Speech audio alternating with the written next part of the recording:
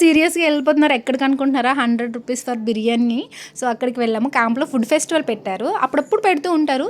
క్యాంప్‌లో ఉన్న లేడీస్‌ని ఎంకరేజ్ చేస్తూ వాళ్ళకి ఏదైతే వచ్చో దాన్ని మనం ఇంట్లో రెడీ చేసుకొని అక్కడికి వెళ్ళి స్టాల్ పెట్టుకొని దాన్ని మనం సేల్ చేసుకోవచ్చనమాట. అలా ఎవ్వరికి నచ్చింది వాళ్ళు అక్కడికి వెళ్ళి మనం సేల్ చేసుకోవచ్చు. నెక్స్ట్ టైం నేను కూడా ఒక స్టాల్ పెడతాను. ఏది పెడితే బావుంటదో చెప్పండి.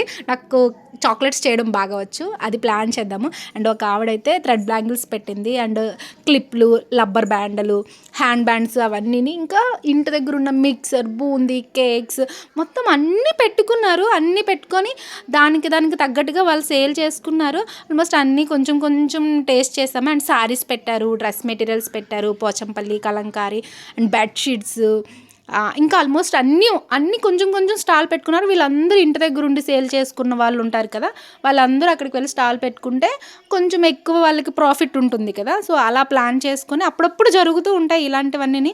బాగున్నాయి శారీస్, అవన్నీ బాగున్నాయి. అందులో పిల్లలు వచ్చేసారు. అండ్ డ్రెస్ మెటీరియల్స్ అనమాట. ఇవి 3 పీస్ సెట్స్ అంట, 650.